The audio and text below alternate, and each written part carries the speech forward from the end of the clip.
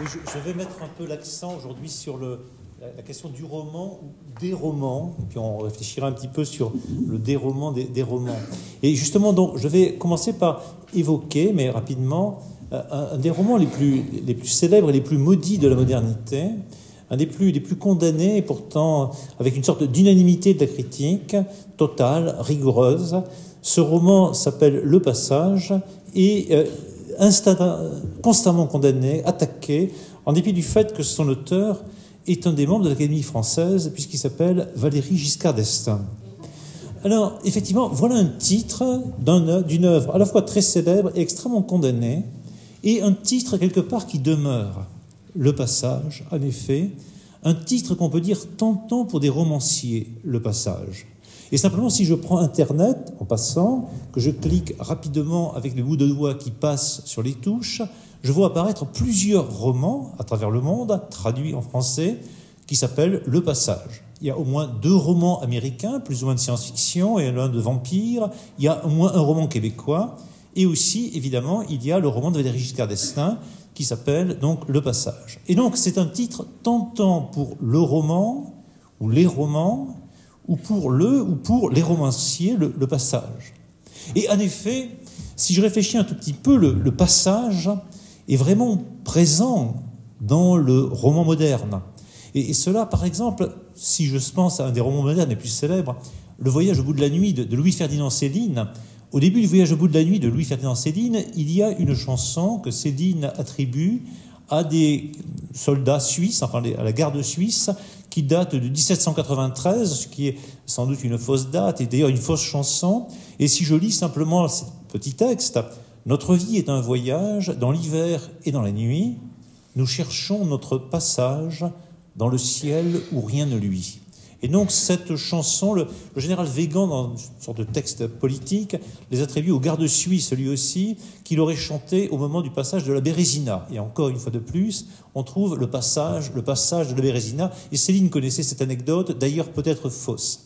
Mais quant à lui-même, il appelle passage de la Bérésina, on le sait, dans un de ses livres les plus célèbres, qui suit Le Voyage au bout de la nuit, donc Maurras Crédit, il nous dit qu'il est né dans le passage de la Bérésina, qui renvoie au passage Choiseul, dans lequel il a vécu, et donc il nous décrit longuement ce lieu extraordinaire du roman moderne, qui a un passé et un avenir, dont on voit bien que c'est un lieu où on passe, où le temps passe, c'est un lieu de la modernité, c'est un lieu où les choses se transforment très très vite, et donc c'est à la fois le lieu du passage au sens du mouvement, c'est aussi la formulation architecturale du passage, et c'est aussi un moment de l'histoire du début du XXe siècle, fin du XIXe siècle, qui est effectivement le passage. Et donc on a ce lieu, qui est effectivement le lieu du passage. Alors ce lieu a une histoire romanesque.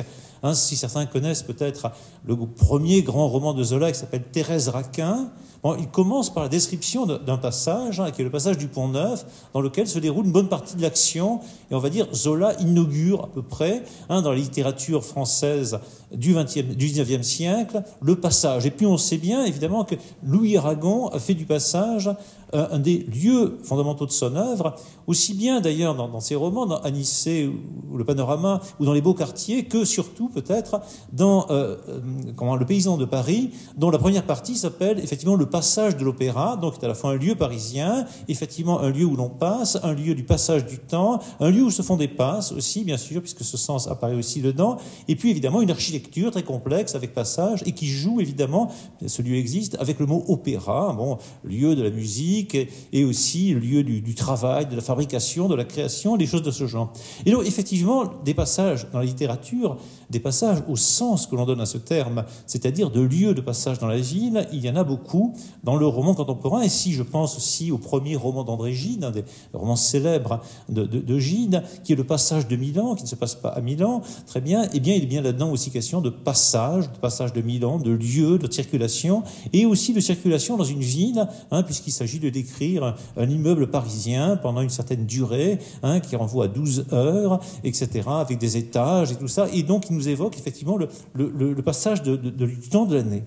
Et donc, effectivement, si je me promène, je ne vais pas faire un cours de littérature complet sur l'histoire du passage en littérature française ou européenne, il y a bien, effectivement, une tentation, un désir, une vocation de dire, effectivement, le passage, y compris sous la forme architecturale, qui n'est pas rien, puisque c'est à la fois le passage même et la métaphore du passage, et aussi, si on peut dire, la métonymie du passage, l'architecture même du passage qui est constituée. Alors, bien sûr, effectivement, le passage, ce n'est pas simplement cette architecture. On sait bien que dans quantité de livres, de romans ou autres, il y a effectivement le mot passage qui apparaît. Alors, il y a demain ou après-demain, je ne sais plus très bien, Yves Ravet qui vient présenter son dernier livre qui s'appelle Sans état d'âme, donc qui est aux éditions de Minuit. Et si j'ouvre simplement ce livre très rapidement, je m'aperçois que dès la page 7, c'est-à-dire en réalité la page 1, il y a immédiatement un train qui passe et des gens qui le regardent. Eh bien, je vois ceci, c'était des convois sans fin. Je me souviens qu'après l'école, descendant du car de ramassage scolaire, je m'asseyais avec Stéphanie et Betty sur le parapet du pont, au-dessus du ruisseau. Et tous les trois, nous assistions au passage des trains aperçus à l'horizon, derrière la ligne des peupliers. Et voilà le mot passage. Voilà le mot passage qui va nous servir un petit peu. Et donc, ce mot passage, on l'entend dans le texte. Non seulement on le voit, le mot passage, mais on l'entend. Parce qu'entre le parapet du pont, au-dessus, ruisseau, aperçu, horizon, assistion, et même les prénoms comme Stéphanie, on entend qu'il y a un déploiement phonique dans tout le passage, des lettres du mot passage qui passent dans toutes les autres lettres des mots qui sont autour. Et donc, le passage n'est pas simplement un lieu, n'est pas simplement un moment, mais aussi une écriture véritablement dans ce début du roman qui commence effectivement par un passage, et qui est le passage du train, objet assez fréquent, et là aussi dans les romans. Et on peut dire qu'il y a une sorte de tradition maintenant des romanciers ferroviaires à passage de train. Je prends l'expression de romancier ferroviaire à Michel Butor, qui est un des grands auteurs effectivement du roman ferroviaire. Tout le monde connaît ce roman du passage dans le train, qui s'appelle La Mollification, où ceux qui peut-être n'ont pas vraiment lu savent qu'il y a un personnage qui, le roman est adressé à la seconde personne du pluriel, qui prend le train de Paris jusqu'à Rome, où il va retrouver sa maîtresse, qui s'appelle Cécile, l'aveugle. Il part de Paris, il quitte sa femme, qui est Henriette, et il passe dans le train, effectivement, de Paris à Rome, mais il passe d'un état de conscience, d'un flux de conscience à un autre, et arrivant à Rome, effectivement, il revient à Paris, au bout du compte, au dernier chapitre, pour retrouver peut-être sa femme Henriette. Et donc, on a effectivement là un roman ferroviaire, un roman du passage, et il y en a des quantités d'autres. Si je pense à Christian Auster, par exemple, un de ses livres s'appelle « Dans le train ». Si je pense à un romancier bien connu à Toulouse, à l'Université du Mirail en particulier, Arnaud Rickner, d'accord, il y a effectivement le wagon dans lequel il y a aussi effectivement un train, mais c'est de manière beaucoup plus douloureuse aussi, c'est encore un passage dans le train, mais il s'agit de gens qui s'en vont, pas pour leur plaisir, au camp de Dachau, et qui donc sont pris aussi dans le train avec cette thématique effectivement du passage. Et si je me promène dans les romans, je m'aperçois qu'il y a beaucoup de trains. Il y a aussi beaucoup d'avions, il y a aussi beaucoup de bateaux. Et par exemple, dans un roman de Julia Deck, qui viendra juste après, tout à l'heure, donc au début du roman, effectivement, qui s'appelle Triangle d'hiver, bien sûr, il est question de contempler des bateaux, des paquebots dans le port du Havre. Et on voit donc ces bateaux qui passent, etc. Voilà encore un thème qu'on trouve vraiment assez fréquemment dans les romans. Alors, on va pas faire une liste, effectivement, du nombre de romans dans lesquels on montre des figures de choses qui passent, qui peuvent être des trains, des bateaux, des avions, des gens sur des routes, enfin, etc. Et effectivement, peut-être bien, l'intégrale de tout ça, c'est dans le titre de ce romancier extraordinaire qui est Jules Verne, Les Voyages extraordinaires, donc ils sont sans arrêt avec des ballons, des trains, tout ce que l'on veut, effectivement, des romans du passage. Et on va dire, à l'intérieur des romans de Jules Verne, il y a bien quelque chose qui dit magnifiquement le passage, c'est le sous-marin du capitaine Nemo, le Nautilus, qui porte effectivement comme titre, ce titre en latin, Mobilis in mobile, mobile à l'intérieur du mobile, et on sait, pour ceux qui connaissent Butor, qu'un de ses textes s'appelle Mobile, qui renvoie à tous les sens du mot mobile, et entre autres, effectivement, au capitaine Nemo, et Mobilis in mobile. Et donc, effectivement, ce passage, en ce sens-là, est très fréquent, effectivement, dans les romans. Évidemment, ça peut être dans l'art français de la guerre, sous la forme des transformations de la guerre dans l'art français de Laurent Génie, qui a eu le prix Goncourt il y a 3-4 ans. Ça peut être chez Tristan Garcia, qui sera demain ou après-demain ici en présentant quelque chose, le roman qui s'appelle 7, composé lui-même de 7 parties dans lesquelles on passe d'une histoire à une autre, et dans lequel une drogue qui s'appelle l'hélicéenne permet de retrouver des états de jeunesse, d'enfance, avec un corps qui est conservé, donc une série de passages. Et ça peut être évidemment, si vous voulez, les romans de Houellebecq et bien d'autres, dont on parlera beaucoup, puisque donc Houellebecq, dans un de ses romans les plus connus, celui qui a eu le prix Goncourt, donc qui s'appelle La carte et le territoire, dit à peu près en substance que le roman est du côté effectivement de la narration, du récit, et n'est pas du côté de la collection. La collection serait composée d'autres d'art, et puis il développe aussitôt l'idée que le roman est effectivement un art du passage, et on reviendra sur Houellebecq un petit peu tout à l'heure. Alors peut-être bien que ce mot passage, parce que nous sommes dans une abbaye, et parce que ça vaut la peine d'être dans une abbaye, on peut se souvenir, évidemment, puisqu'on est dans une abbaye, qu'il y a le jour de Pâques, et que le jour de Pâques, en hébreu, c'est donc Pessah, hein, bien entendu. Et que la fête de Pessah, chez les Juifs, et du coup, au bout du compte, chez les chrétiens, c'est d'abord la fête du printemps, c'est-à-dire la fête du passage. Quelque chose, à ce moment-là, au moment de Pessah, se passe, et qui fait qu'on passe d'un état de nature à un autre, on le voit bien, même avec les glissements climatiques. D'ailleurs, Pessah, à l'origine, renvoie au mot passage, dans un sens un peu particulier. Donc, quand les Hébreux sont en Égypte, donc, ils sont menacés de toutes sortes de fléaux, et en particulier, donc, on veut massacrer tous leurs enfants. Et donc, Dieu, Pessah, passe au-dessus. Alors, ça fait un des petits bonds, il bondit, enfin, voilà, il fait des petits au-dessus des maisons pour les prévenir. Et donc, ça, c'est l'origine de la fête de Pessah, c'est-à-dire, effectivement, le saut, le passage de Dieu au-dessus des maisons pour, au bout du compte, prévenir que, attention, les Égyptiens risquent de nous massacrer. Et du coup, ça se déploie, parce qu'évidemment, Pessah devient la fête du passage. Évidemment, du passage, pas simplement de Dieu, mais de la sortie d'Égypte. Et aussi, dans beaucoup de traditions, ça devient le passage de la mer Rouge, la traversée de quelque chose. Et donc, effectivement, Pâques est la fête, en effet, du passage, avec tous ces rappels, évidemment. Et puis, pour les chrétiens, c'est le moment de la résurrection, c'est-à-dire du passage, effectivement, après le passage de la vie à la mort, de la mort à la vie, hein, le jour de la résurrection, avec ce cheminement. Et on sait bien que, disons, la religion chrétienne ne cesse de commémorer de manière répétitive ce passage du jour de Pâques, de ce qui le précède, de ce qui va le suivre, la mort, la résurrection, et que, véritablement, en nous proposant l'hostie, la présence réelle, elle ne fait rien d'autre que célébrer, en réalité, effectivement, le passage. Alors, on est donc là dans quelque chose de très ancien, et qui va bien, effectivement, dans une abbaye, pour parler, effectivement, de passage. Alors, en effet, pour toutes ces raisons qu'on aperçoit, on se doute bien que le mot passage, le passage, est un titre tentant pour toutes sortes de romans, de romances ou de romanciers. Alors, évidemment, tentant aussi, donc, pour celui que j'ai cité tout à l'heure, Valéry Giscard d'Estaing, sur lequel je reviens quelques instants. Parce qu'on a dit beaucoup de mal de ce roman, mais peu de gens l'ont lu véritablement. Et alors, pourquoi il s'appelle Le Passage ? On va retrouver un petit peu ces thèmes, on va déployer ensuite. Donc, il y a effectivement... C'est écrit un roman à la première personne par un narrateur. Donc on peut imaginer qu'il est Giscard. En fait, il prend le nom de Charles. C'est un passage intéressant de Valéry à Charles, le roi, mais aussi surtout Charles de Gaulle. Et cet homme assez âgé, d'accord, notaire dans une ville de province au centre de la France, va à la chasse, observer le passage des cerfs, leur tirer dessus, et allant à la chasse, invité par un certain Michel, il voit le long de la route une jeune fille blessée, et il est tenté, excellent, de s'en emparer, mais il continue, il va à la chasse, il est plein de regrets. Enfin, quelques jours plus tard, il repasse, il l'embarque, il la met dans sa voiture, il l'amène dans son château. S'ensuit évidemment le triomphe sexuel de Charles, Giscard, peu importe, jusqu'au moment où la jeune fille s'en va, disparaît, et donc le personnage reste mélancolique devant la fuite, la disparition de la jeune fille. Voilà en gros ce qui se passe dans ce roman qui s'appelle Le Passage. Donc il y a bien... Évidemment, le passage sur la route, il y a bien ce thème qu'on a rencontré. Il y a bien le passage d'un corps à l'autre, d'un corps vers l'autre.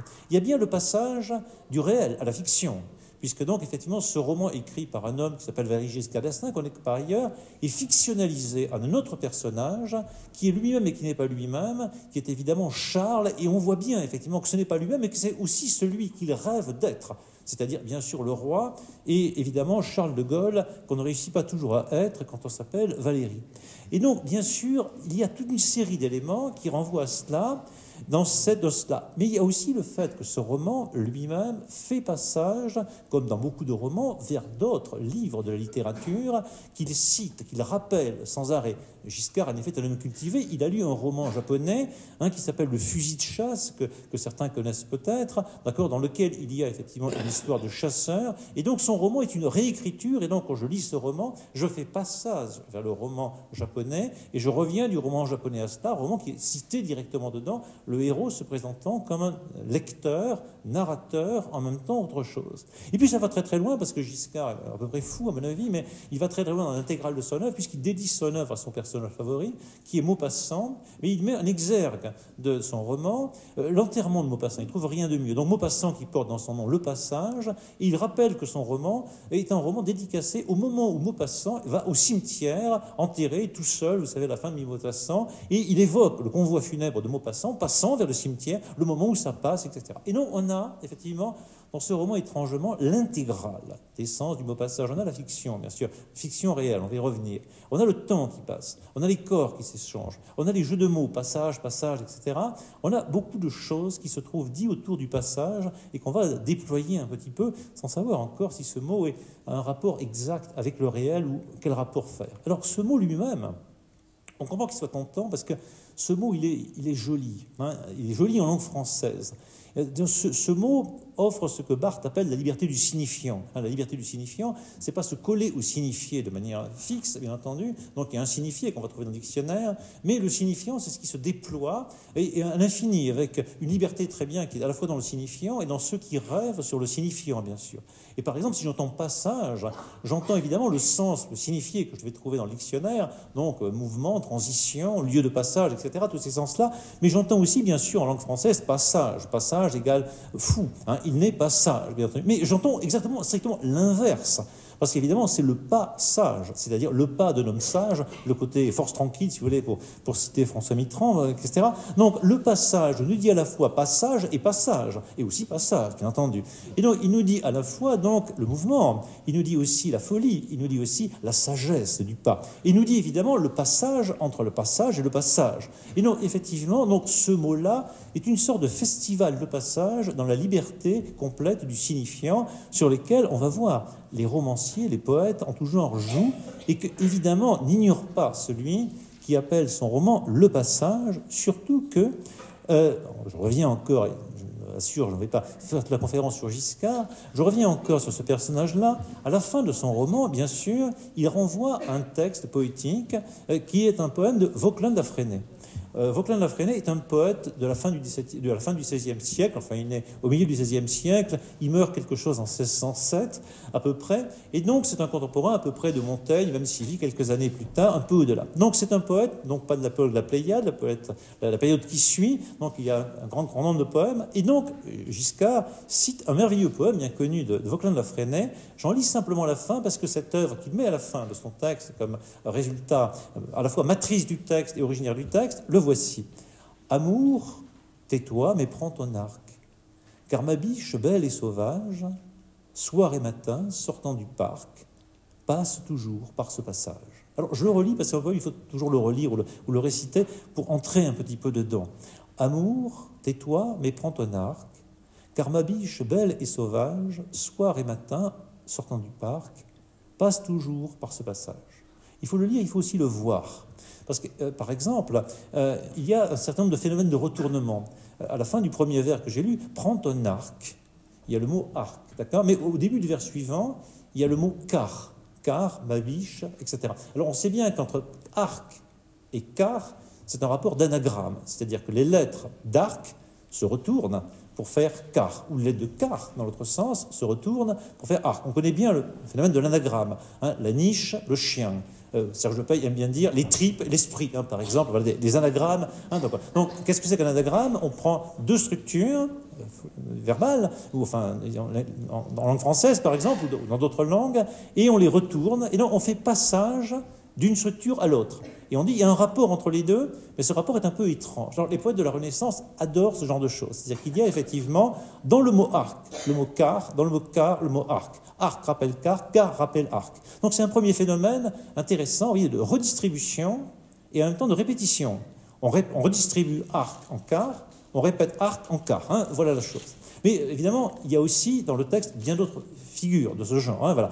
Par exemple, passe toujours par ce passage. Alors, excusez-moi, je fais un peu le professeur de littérature, ce qui est un peu lassant peut-être pour certains collègues qui connaissent un peu trop ça aussi. Mais donc, il y a dedans effectivement des figures. Là-dedans, par exemple, il y a le verbe passer, hein, et puis ensuite il y a le mot passage. Donc, il y a le même mot, hein, voilà, qui est employé dans un cas où c'est un nom et d'autre cas c'est un verbe. Donc, on peut appeler ça un polyptote, si on peut dire un peu cuistrement. Donc, passe annonce passage, passage rappelle passe. Et donc, on se souvient que passe rappelle passage, passage. Et donc, là aussi, on redistribue et on répète.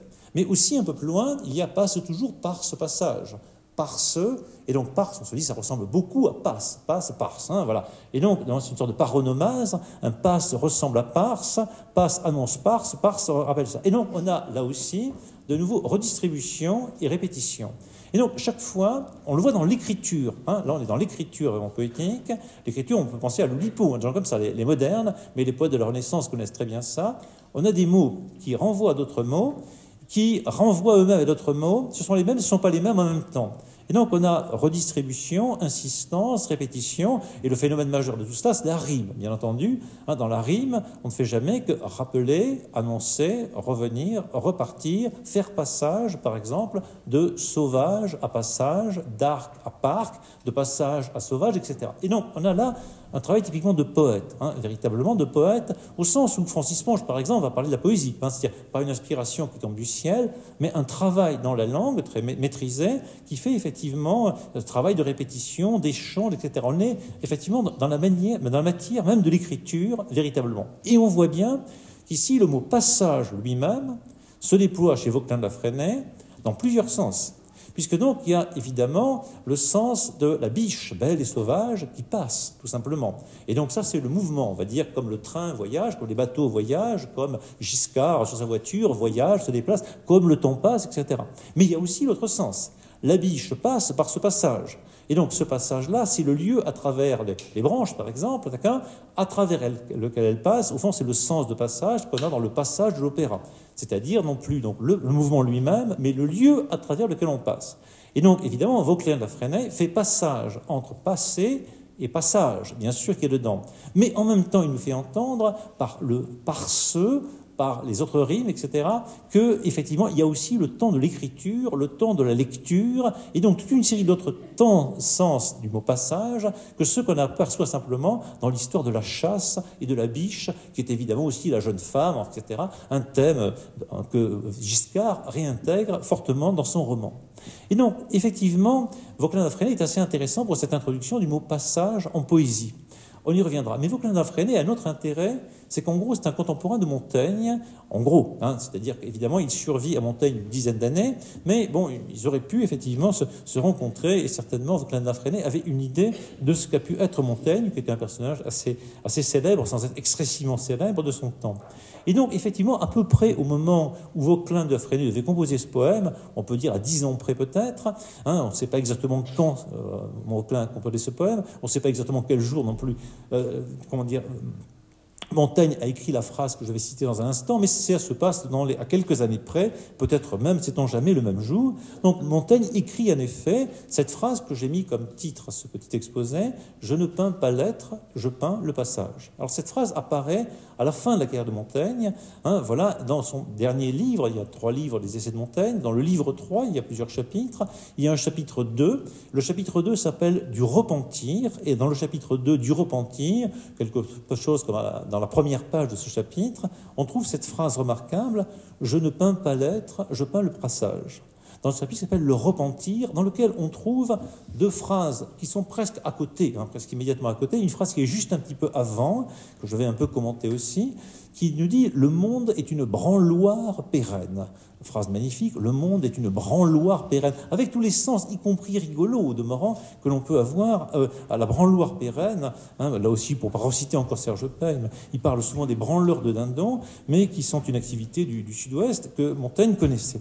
Et d'autre part, juste après, on trouve une phrase remarquable qui est « Je n'enseigne point, je raconte ». Je n'enseigne point, je raconte. Et donc, « Je ne peins pas l'être, je peins le passage » est une phrase qui est encadrée par des phrases fondamentales de l'œuvre de Montaigne. Hein, effectivement, le monde est une branloire pérenne, et juste après, enfin quelques lignes après, on trouve cette formulation très intéressante, je n'enseigne point, je raconte, ce que actuellement je ne fais pas vraiment. Et donc, on est dans ce chapitre qui s'appelle le repentir. Et alors, si je m'interroge sur le repentir, c'est une notion intéressante pour Montaigne et puis en général. Le repentir n'est pas le remords, tout à fait.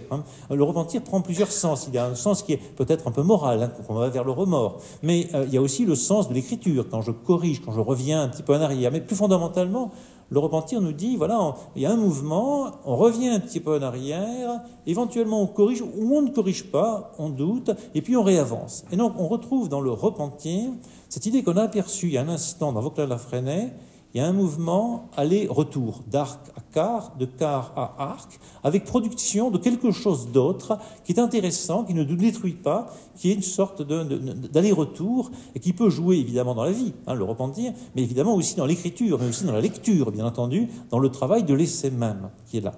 Alors, ce que nous dit Montaigne, donc, il nous oppose deux choix dans cette phrase célèbre. Je ne peins pas l'être, je peins le passage. Il nous dit d'un côté, effectivement, je ne peins pas l'être. Voilà une possibilité. On peut choisir de peindre l'être.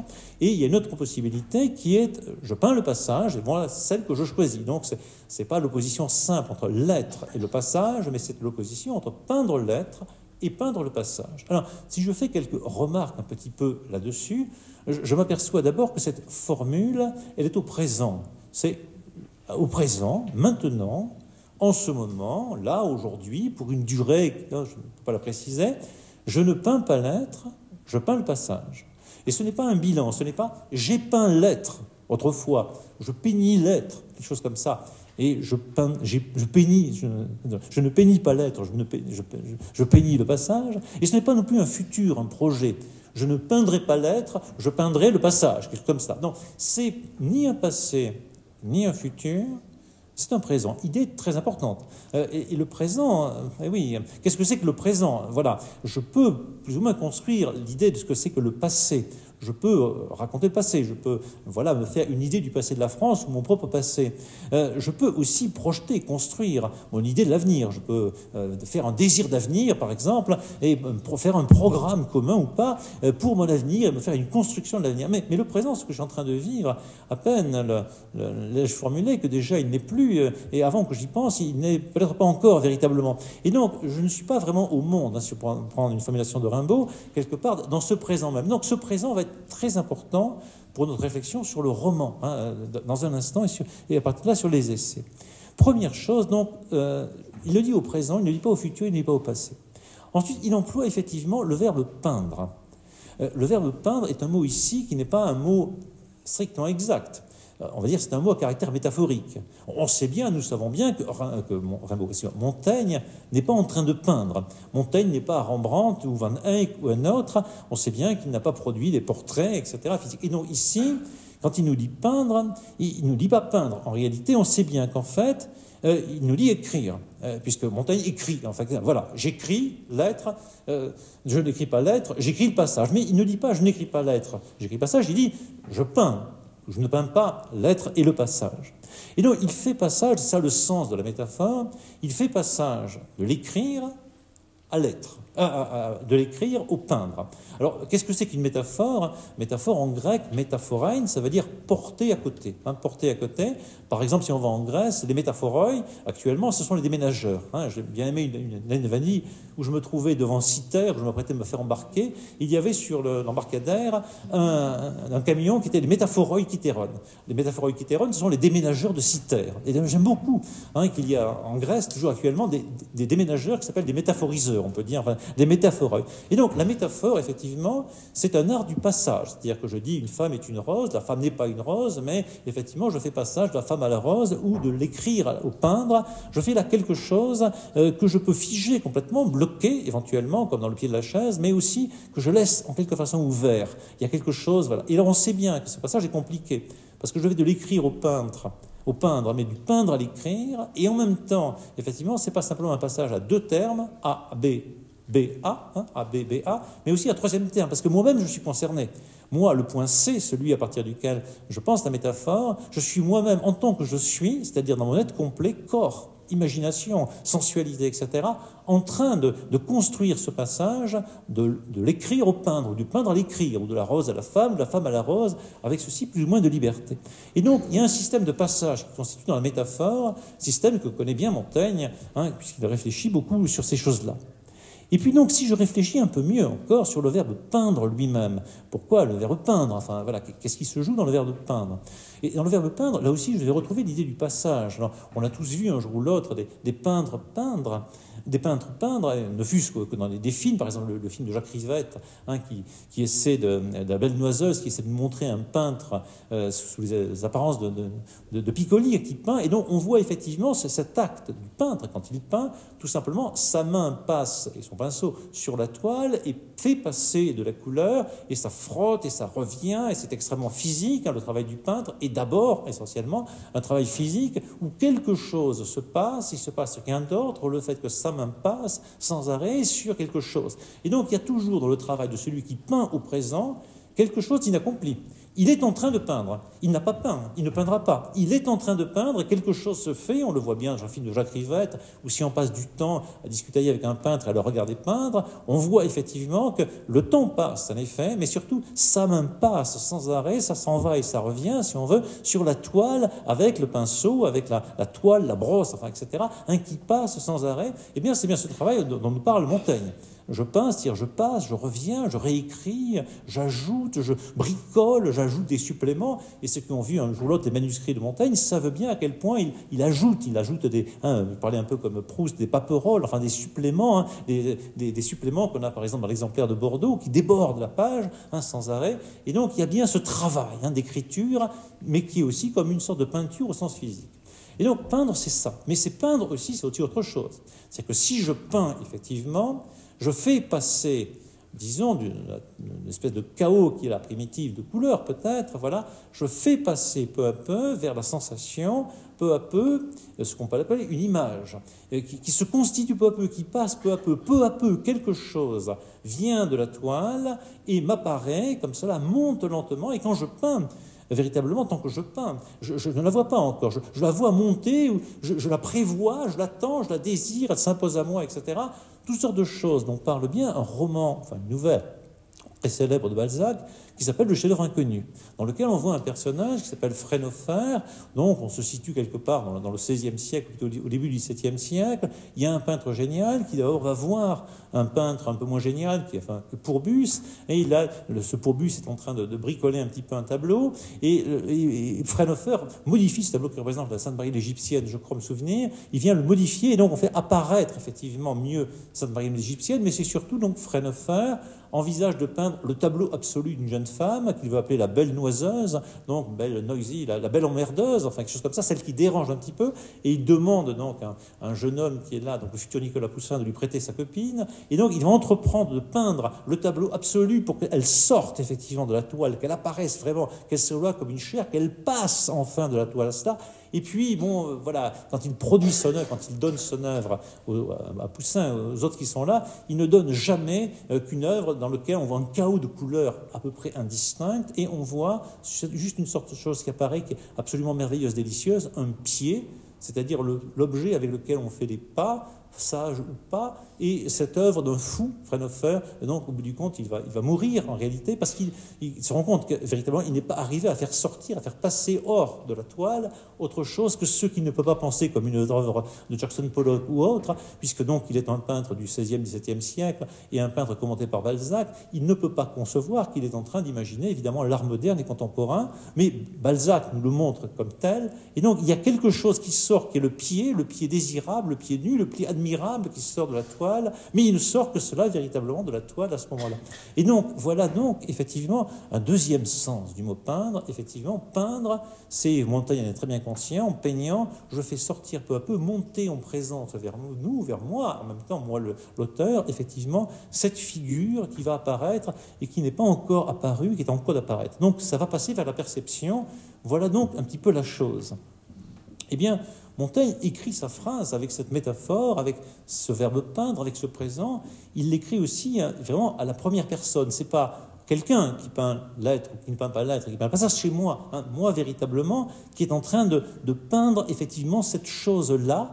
Et donc, évidemment, le jeu là-dedans est important, puisque c'est le jeu qui permet de fabriquer la métaphore, de faire qu'elle fonctionne véritablement. C'est le jeu qui est l'objet et le sujet en même temps. C'est le jeu à travers lequel ça se passe, qui passe et qui fait passage, véritablement. Et donc, le jeu n'est pas là pour... Enfin, le jeu est vraiment capital dans cette affaire-là.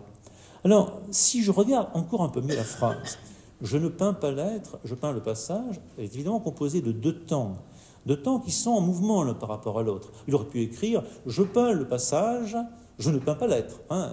Il aurait pu le mettre dans l'autre sens. Il aurait pu faire aussi deux phrases absolument séparées « je ne peins pas l'être, blablabla, parce que, mais en réalité, je peins le passage ». Enfin voilà, un truc comme ça, voilà, un truc de dissertation d'étudiant ou de professeur un peu mauvais. En fait, il fait une seule phrase « je ne peins pas l'être, je peins le passage ». Et donc, il a d'abord une négation, d'abord, je ne peins pas l'être, et puis une affirmation ensuite, je peins le passage. Et il fait un passage de la négation vers l'affirmation. Non, oui, voilà le chemin. L'affirmation, la deuxième partie, se constitue par progression par rapport à la négation. Enfin voilà. Mais aussi en même temps par régression par rapport à la négation. Parce que quand je suis à l'affirmation, évidemment, je peins le passage, je me souviens que je parle un peu comme Pérec, je me souviens que je viens de lire, je ne peins pas l'être. Donc la phrase fonctionne, on revient sur l'histoire de l'arc et du quart de tout à l'heure dans les deux sens. Je ne peins pas l'être, je peins le passage, mais quand je suis arrivé à je peins le passage, je me souviens, bien sûr, qui a écrit juste avant, je ne peins pas l'être. Et donc la phrase passe dans ce sens, et passe aussi évidemment dans ce sens. Je peins le passage ne fonctionne que parce qu'il y a juste avant la négation. Donc, je vais de la négation à l'affirmation, de l'affirmation, je reviens effectivement à la négation. Au fond, c'est une phrase qui s'en va et qui revient. C'est comme une sorte de cycle qui ne cesse effectivement de passer et de revenir sur lui-même et d'interroger par chacun des bouts effectivement le début et la fin. Ainsi, on n'est pas simplement dans cette affaire-là, dans une opposition de nature philosophique un peu simple, qui serait l'opposition être-passage. Qu'est-ce que l'être? Qu'est-ce que le passage? Comme ça. Ce n'est pas simplement ça qui fait cette phrase, et ce n'est pas une simple opposition qui nous dirait l'être n'est pas le passage n'est pas l'être. Certes, l'être n'est pas le passage n'est pas l'être, mais le passage, tel qu'il est formulé, n'est pas autre chose que ce qui est dans le sillage de la pensée de l'être, ou plutôt de la possibilité de peindre l'être qui vient d'être formulé dans la première partie de la phrase qui est là. Et puis, on peut dire à l'inverse que la pensée de la possibilité de peindre l'être n'a de sens que dans l'effectivité de la certitude de peindre le passage qui vient juste après. Et non, on n'a pas l'être le passage, on a le peindre le passage, peindre l'être, le non peindre l'être, le oui peindre le passage, mais surtout le je peins l'être, et je peins le passage, et je ne peins pas le passage. Et donc, on a quelque chose qui relève effectivement de la catégorie du repentir, la catégorie fondamentale de Montaigne dans ce chapitre. Parce qu'en effet, effectivement, il y a ce système d'aller-retour. Je me souviens que je critique, j'aurais pu peindre, je puis tenter d'eux, etc. Mais je ne fais pas, mais je me souviens que j'ai fait, etc. On a quelque chose de complexe. Voilà ce à quoi cessait, très précisément, Montaigne. Voilà ce à quoi il cessait. Voilà qui est réel, pour employer maintenant le mot réel, qui nous sert évidemment ici de mot pilote. Voilà écrire réellement, le réel, si l'on peut dire, si on peut se permettre ici le mot réel. Le mot réel nous est autorisé et rendu un peu obligatoire par le programme, effectivement, là, des journaux qui sont là, mais c'est un mot que Montaigne n'emploie pas. C'est un mot qu'on n'emploie pas au XVIe siècle. Le réel, dans le sens moderne, le mot n'est pas de mode alors, et peut-être tant mieux de cette manière, si on se souvient que le réel, il y a une sorte de violence du mot réel, hein, l'imposition du réel. Rappelons-nous le réel est obligatoire, l'économie c'est le réel, etc. Là, je parodie un petit peu Badiou dans un livre récent qui s'appelle quelque chose comme « À la recherche du réel perdu », sur lequel il insiste vraiment avec la grande énergie sur le fait qu'effectivement, il y a une effectivité négative autoritaire du réel. On nous dit « souvenez-vous du réel ». Arrêtez de rêver, souvenez-vous du réel. Arrêtez de faire des utopies, etc. Souvenez-vous de l'économie. Hein. Voilà un des thèmes qui nous est proposé là. Et donc, effectivement, le réel, hein, je prends un petit peu l'analyse de Béadu, fait quelque peu bloc, hein, fait masse, ce qui me cogne, ce qui m'ennuie, etc. Alors que là, effectivement, je n'ai pas exactement une pensée de ce qu'on appelle le réel en termes modernes, mais j'ai quelque chose comme du jeu, j'ai quelque chose comme de l'être, du passage, et un peindre, peindre pas, ne peindre peu, etc.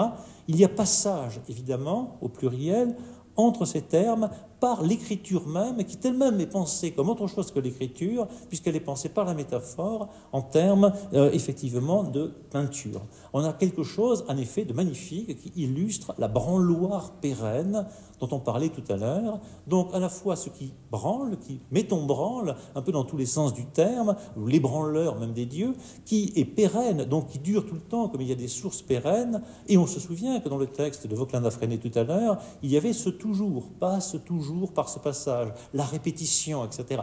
Quelque chose comme ça. Donc il y a toujours du passage, il y a toujours quelque chose qui branle, il y a toujours de l'être, il y a toujours quelque chose qui est là. Bon, voilà ce qu'on peut se dire. Alors on se dit, on est là très loin du roman moderne et du roman en général, puisqu'on se dit, voilà, ce type est venu là pour parler un peu du roman, et puis depuis un moment il nous parle de Montaigne. Bon, il y a un peu de Giscard, mais tout de même. Bon, parlons un peu du roman tout de même. Alors, est-ce qu'on est loin du roman avec Montaigne? Non, oui. Oui, non, Montaigne n'est pas un romancier, évidemment. Mais il y a la carte secrète du conférencier. La carte secrète, c'est Marie de Gournay. Alors, certains connaissent peut-être bien Marie de Gournay.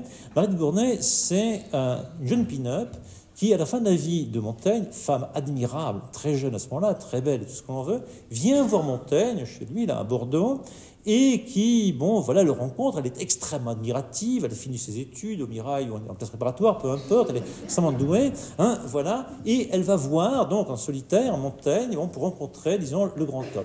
Lui n'est pas mécontent, une jeune fille qui vient vous voir quand vous avez 70 ans, par là, bon, ce n'est jamais désagréable, il se promène un peu avec elle, et bon, il finit par mourir assez rapidement. Certains disent qu'elle a dû sa maîtresse, enfin bon, peu importe les détails, très bien, ça arrive à tout le monde. Mais donc, Madame Montaigne est d'ailleurs très contente, elle remet les manuscrits à Marie de Gournay, qui va se charger, en fait, d'être l'exécutrice, disons, testamentaire de l'œuvre de Montaigne, puis c'est elle qui va éditer Montaigne dans les années du début du XVIIe siècle, à ses risques et périls. Ce ne sera pas si évident que ça, elle va y travailler, elle sera d'ailleurs donc fortement condamnée par la Vox Populi, enfin, disons, intellectuelle machiste du temps, parce qu'elle va écrire des textes sur l'égalité entre les hommes et les femmes, donc ça c'est très mal vu. Elle va écrire de la poésie, elle va être une traductrice, et elle va défendre sans arrêt, dans un temps sur lequel, effectivement, on va se méfier de plus en plus de Montaigne, quelque peu inspirateur des libertins, etc., Montaigne. Et donc, elle aura une carrière littéraire difficile, elle sera fortement condamnée par les gens les plus sérieux, et malheureusement, Marie de Gournay est beaucoup moins connue qu'un tas d'écrivains moins importants et moins intéressants. Alors, ce qui m'intéresse là, c'est pas l'expérience générale de Marie de Gournay, c'est un livre de Marie de Gournay, génial, vraiment qu'on ne trouve guère que chez Garnier Jaune, malheureusement, qui s'appelle Le Promenoir de Monsieur de Montaigne. Le Promenoir de Monsieur de Montaigne. C'est un livre qu'elle publie plusieurs fois, à partir de 1594, et puis dans les premières années du XVIIe siècle. Le Promenoir de Monsieur de Montaigne, c'est une espèce de livre dans lequel elle parle de Montaigne, donc de quelque chose qui est très important pour Montaigne, le promenoir. Le promenoir, c'est un mot de poésie de l'époque. Le promenoir, c'est, Montaigne explique qu'on a toujours besoin, quand on réfléchit, d'avoir un promenoir. C'est-à-dire un lieu où on se promène, un temps pendant lequel on se promenait, et puis aussi avec ce concept de promenade, qui n'est pas le voyage, trop long, trop fatigant, etc., qui n'est pas l'itinéraire non plus, qui est donc la petite sortie qu'on fait autour de l'abbaye de la Grâce, à droite, à gauche, en réfléchissant, en regardant un petit peu les choses, et que va réactualiser Rousseau dans les rêveries du promeneur solitaire. Alors, qu'est-ce qui nous est raconté là-dedans? C'est que Marie de Gournay aimait bien Montaigne, effectivement, elle donne quelques anecdotes, dont l'une qui est un des points forts de ce promenoir, c'est que se promenant avec Montaigne dans les années 1590 par là, du côté du château de Montaigne, elle lui raconte un roman. Elle lui raconte un roman. Alors là, on revient à Giscard, donc Montaigne, le vieux bonhomme, qui a une jeune fille qui vient de lui. Alors c'est beaucoup mieux qu'avec Giscard, puisque la jeune fille lui raconte un roman, une histoire de l'époque, bon, qu'elle tire d'un auteur peu connu, peu importe. Et Montaigne prend un grand plaisir, on le comprend, à ce qu'une jeune fille, bon, de 17 ans, 18 ans, vienne de Paris pour lui raconter dans son promenoir un roman. Il se régale avec ça. Et donc quelques années plus tard, Marie de Gournay écrit ce roman, le publie dans le promenoir après la mort de Montaigne. Et quand elle republie le promenoir vers 1614 par là, elle l'accompagne effectivement d'une préface assez longue dans laquelle elle définit et justifie l'art du roman. Alors l'art du roman, c'est un peu problématique parce qu'en effet, au début du XVIIe siècle, le roman, c'est un genre un libertin, douteux, pas sérieux, pas catholique, compagnie, qui envoie la subjectivité de l'individu, qui laisse la place aux femmes. Le roman qu'elle raconte est un roman dans lequel les hommes sont quelque peu bêtes. Enfin voilà, évidemment, les femmes ont un rôle tout à fait important. Voilà. Et Marie de Gournay justifie le roman au nom des puissances de l'imaginaire, de la fiction, aussi au nom des puissances du sérieux, dit-elle. On peut bien, dans un roman, citer des grands auteurs, plus tard que bien d'autres, Cicéron, etc., parce que le roman est aussi un genre sérieux. Alors Marie de Gournay a à voir avec le roman ces textes-là sont des textes fondamentaux dans l'histoire du roman, bien connus par ailleurs disons, des universitaires, des spécialistes, mais aussi effectivement parce que se joue là quelque chose comme le passage à témoin de Montaigne à Marie de Gournay, donc d'un homme à une femme, d'un vieil homme à une jeune femme, d'une tradition d'édition, et puis aussi d'une promenade, d'une marche, dans lequel un roman se raconte entre Marie de Gournay, la jeune femme, tentante, évidemment, intelligente aussi, prometteuse, et extrêmement fidèle. Elle sera extrêmement fidèle à Montaigne, hein, voilà, véritablement, elle va poursuivre son œuvre avec un courage assez considérable.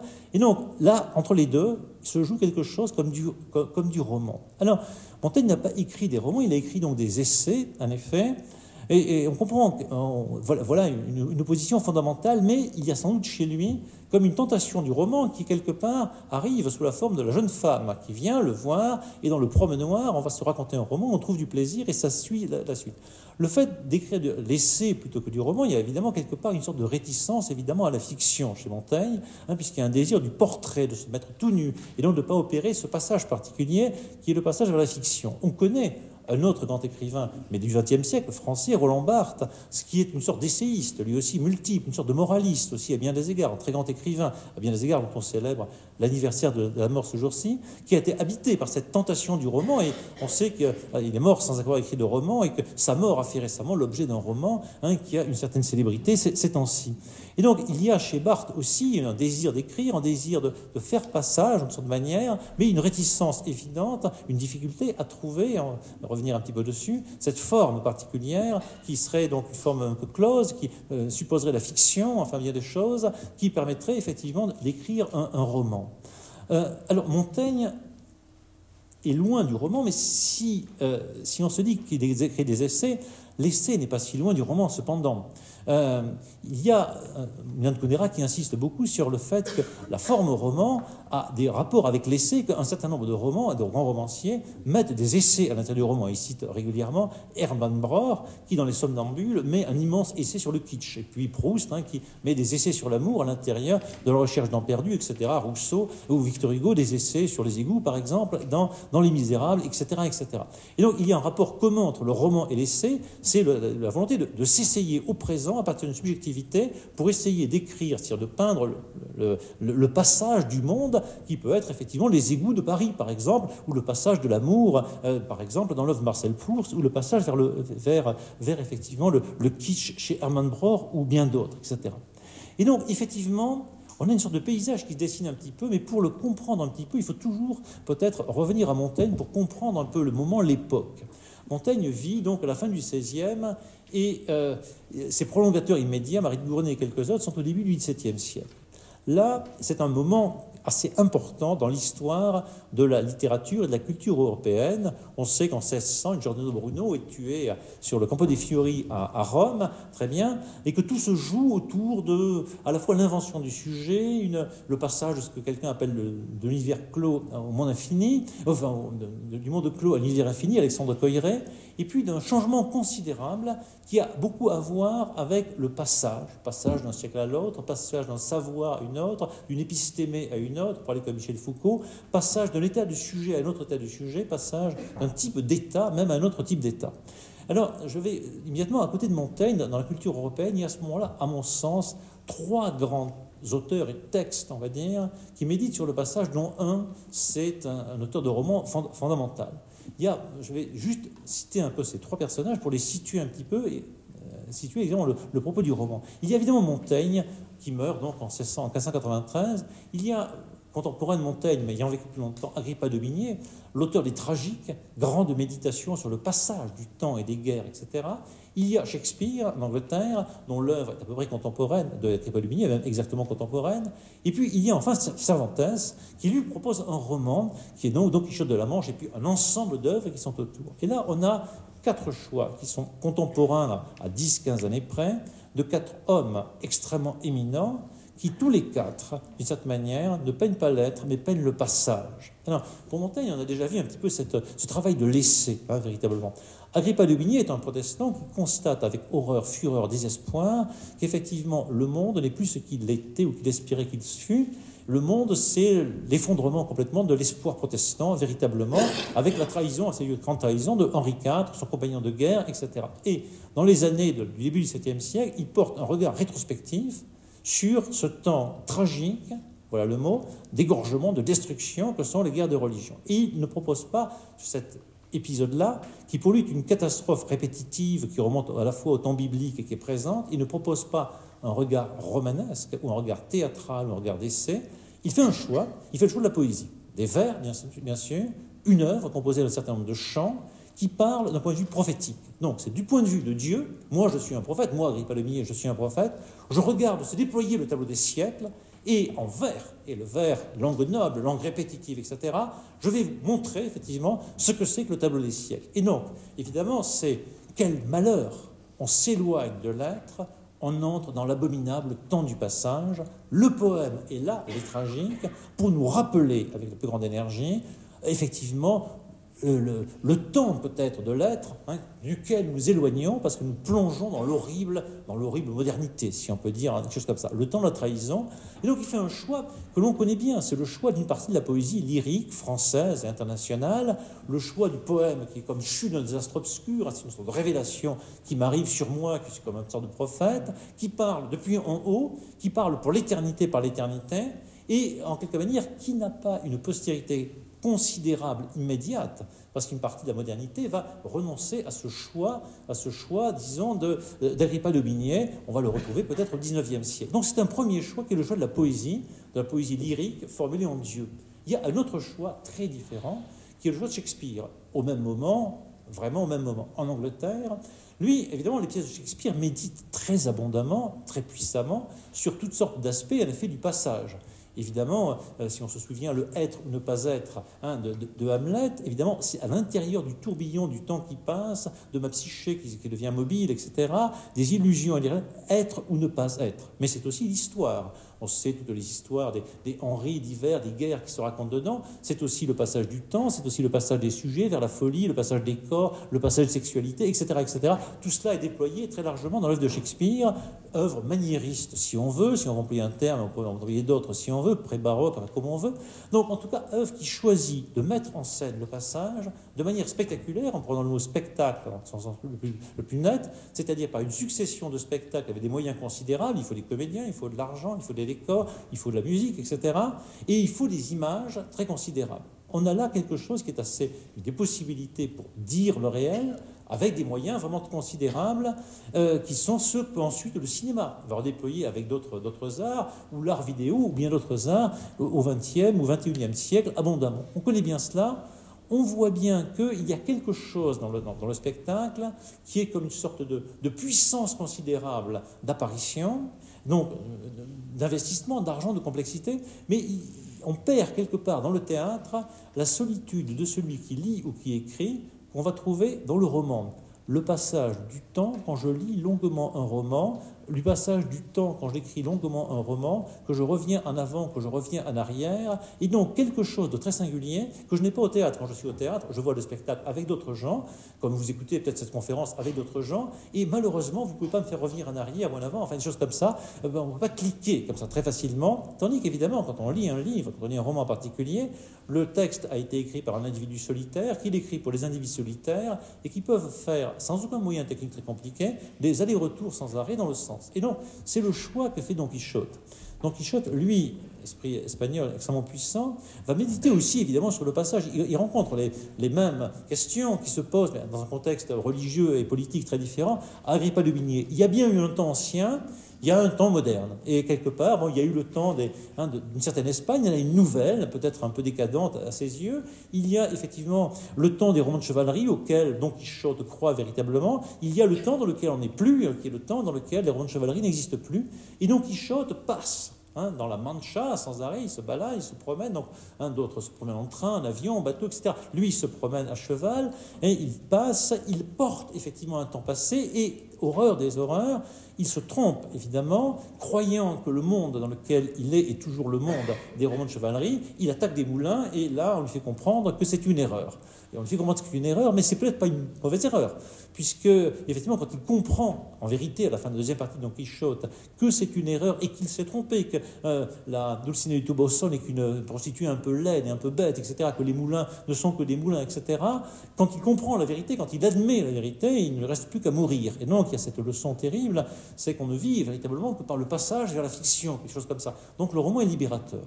Eh bien sûr, le roman qui est là est un roman, c'est un texte, avec plein de récits qui sont à l'intérieur d'eux-mêmes, avec effectivement cette pensée de Montaigne. Je ne peins pas l'être, absolument, je peins le passage de Don Quichotte, le passage du temps, le passage des modes, le temps des romanciers de chevalerie haute, le passage du réel à la fiction, les allers-retours, le fait que je peux lire et relire ce roman dans tous les sens, que dans ce roman, il y a le roman de Don Quichotte, vous savez, qui est dans la bibliothèque de Don Quichotte même, donc il y a des phénomènes de passage, de retour interne. Et donc là, j'ai quelque chose qui effectivement, est à la fois extrêmement moderne et promis à une modernité considérable. On va dire, et là, Kundera a assez raison, me semble-t-il, donc Cervantes est un des grands inventeurs du roman européen, c'est-à-dire un des grands inventeurs du genre de ce que Kundera appelle l'humour. C'est-à-dire de quelque chose sur lequel il y a une suspension du jugement. Ce n'est pas faux, ce n'est pas vrai, ce n'est pas juste, ce n'est pas faux, injuste, c'est quelque chose dans lequel j'oscille entre les deux, dans lequel je fais effectivement passage et dans lequel effectivement j'éprouve effectivement ce dont il s'agit quand il s'agit d'une branle-loire pérenne, c'est Montaigne.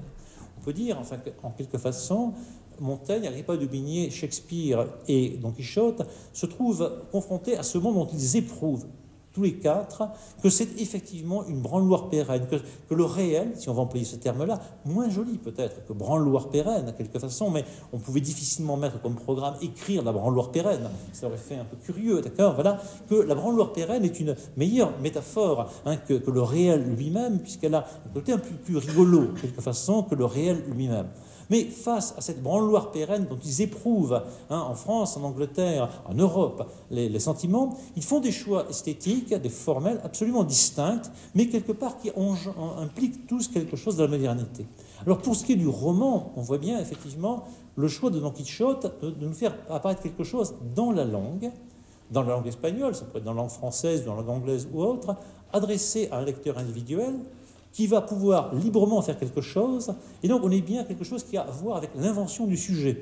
Montaigne, Marie de Gournay, la subjectivité qui s'invente dans ce moment-là, une certaine liberté qui est proposée là. Et va-t-on dire, en effet, si on veut parler du réel à propos effectivement de la représentation du roman, sans doute, le roman est assez nécessairement tenté par cette idée du passage, parce qu'en effet, est porté ce titre, le passage, est une chose importante, parce qu'en effet, il y a tous ces passages, disons, entre la fiction et la non-fiction, entre le sujet un et le sujet pluriel, entre effectivement les passages du temps qui vont, sans l'obsession de la mélancolie qu'on va trouver volontiers en poésie.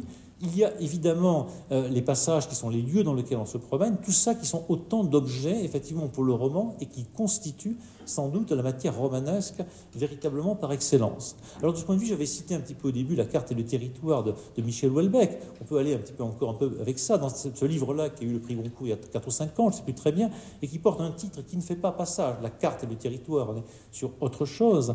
On a bien une scène qui est assez étonnante dedans, qui rappelle un petit peu Montaigne, puisque dans ce roman-là, il y a un artiste contemporain qui fait le portrait, qui peint un homme qui passe, et cet homme qui passe, c'est Michel Houellebecq lui-même. Donc on nous propose effectivement, Houellebecq se propose de peindre rien d'autre que Houellebecq à travers l'artiste contemporain qui est dedans, voilà.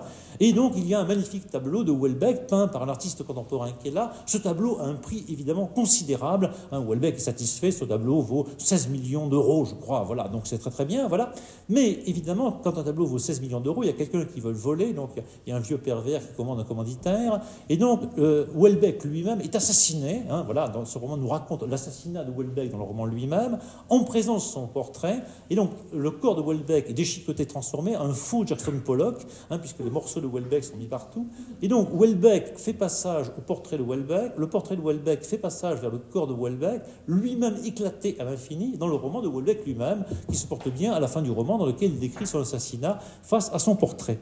Et donc, vraiment, véritablement, dans ce roman-là, effectivement, il y a un l'être passage qui nous est proposé de manière un peu absurde, un peu rigolote, un peu scandaleuse, un peu énervante, en fait, tout ce que l'on veut, dans lequel il incarne bien, effectivement, cette problématique du réel, pensée en termes d'art contemporain, et qui prolonge étrangement Montaigne avec cette exemple de la peinture qui est là, qui nous est proposée, de quelque chose qui est dynamique, véritablement, à l'intérieur de tout cela. Alors, je ne voudrais pas aller beaucoup plus loin, parce qu'après, on pourrait passer des nuits à parler de Houellebecq et de Montaigne, de gens comme ça. Et simplement, c'était assez agréable d'introduire un petit peu, de faire passage vers les autres commentateurs, voilà, et devant, après, vers les dames et les hommes pendant les jours qui viennent, vers Tristan Garcia, vers Yves Ravet et bien d'autres, vers des romans, vers des essais, vers la pensée de Jablonka. Il faudrait évidemment introduire la question de l'histoire dans ces cas-là, et du passage et autres. Et donc, dans une abbaye qui est un lieu à la fois de fixité, d'être, puisque les moines se rassemblent pour méditer sur Dieu, et à l'intérieur du cloître, de regarder effectivement le ciel, où des gens font passage grâce aux passeurs que sont les gens de l'abbaye de la Grâce, qui contient lui-même le mot passage. Et donc, effectivement, on a un lieu qui est à la fois un lieu de la route, puisqu'on y arrive par la voiture, par la route, donc un lieu romanesque par excellence, un lieu effectivement de l'être, un lieu être-passage, un lieu en quelque façon romanesque par excellence, et romanesque dans une certaine légèreté. Alors, un de mes auteurs préférés, c'est Jean de La Fontaine, et une de mes fables préférées de Jean de La Fontaine contient le mot passage, c'est la fable qui s'appelle Le savetier et le financier.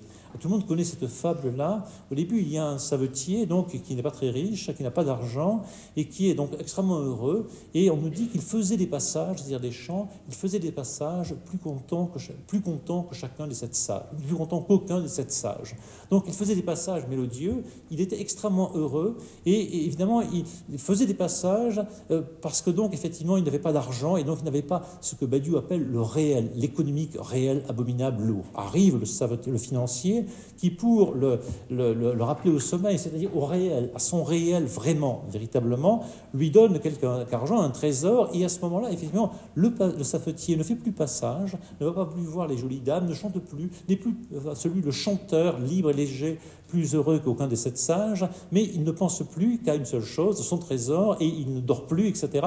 Il va donc devoir tenter, souffrant terriblement du poids de l'or, c'est-à-dire en fait du réel de ce point de vue-là, devoir s'en débarrasser pour tenter de retrouver cette légèreté du passage dans le rapport à l'être, effectivement, de l'être léger où on s'essaie en chantant, qui le débarrasserait. Alors effectivement, La Fontaine, dans une fable qui est un récit, donc, et qui a quelque manière rapport avec le roman, mais qui est aussi une poésie, puisqu'elle est en vers, mais pas une poésie comme celle d'Agripa de Bigné, pas une poésie lyrique, qui serait plus ou moins chue d'un désastre obscur, dans un récit qui prend la forme d'un conte rapide, humain, etc., nous propose effectivement une tentative pour dire le réel. Et le réel n'est ni dans le trésor, véritablement, parce que, évidemment, dire que le réel, c'est le trésor, c'est comme une sorte d'erreur, c'est pousser trop loin les thèses un peu paradoxales de Badiou au début de son livre, donc le réel comme négation, pesante, obligation qui, au bout du compte, nous empêche de dormir. Rien ne nous empêche plus de dormir que le réel, semble dire la fable.